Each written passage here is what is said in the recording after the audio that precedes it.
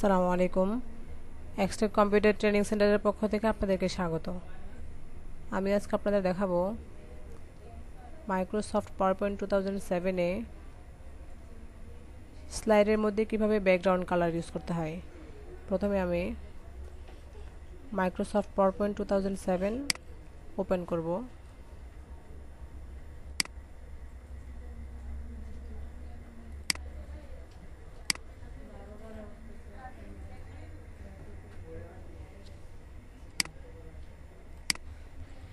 পূর্বের টিউটোরিয়ালে আপনাদের দেখানো হয়েছে কিভাবে নতুন স্লাইড নিতে হয়। এখানে আমি নতুন স্লাইড নিব 5টা।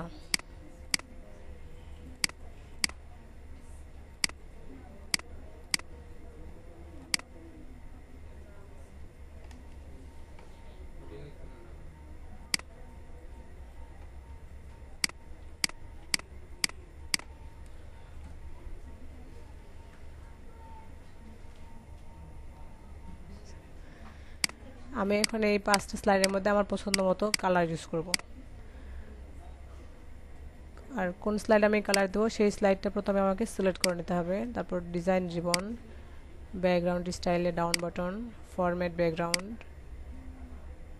এখানে 3টে স্টাইলে আমি কালার ইউজ করতে পারবো। প্রথমটা হচ্ছে সলিড ফিল। সলিড ফিল মানে একটা স্লাইডের মধ্যে একটা কালার।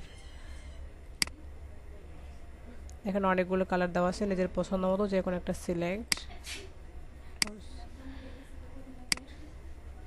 আমি এখন 2 নম্বর স্লাইডে গ্রেডিয়েন্ট ফিল্ড ইউজ করব। Gradient field select. এখানে কয়েকটা কালার দেওয়া আছে, প্রিসেট দেওয়া আছে, এখান থেকে যে কোনো একটা সিলেক্ট। এখানে চাইলে আমি আমার যে এই স্লাইডের কালারের পজিশনগুলো চেঞ্জ করতে পারবো। টাইপে এখানে এসে রেডিয়াল একটা স্টাইল, রেক্টেঙ্গুলার একটা স্টাইল, পাথ,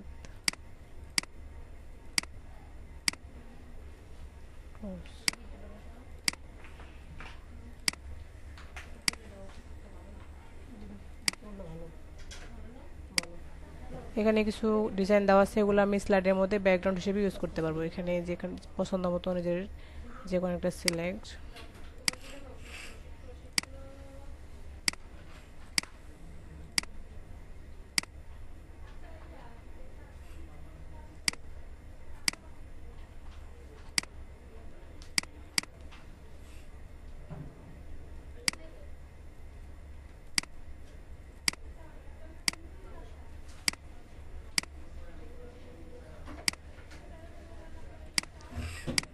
এই 5টা স্লাইডের মধ্যে আমি আমার পছন্দ মতো 3টে স্টাইলে কালার ইউজ করলাম।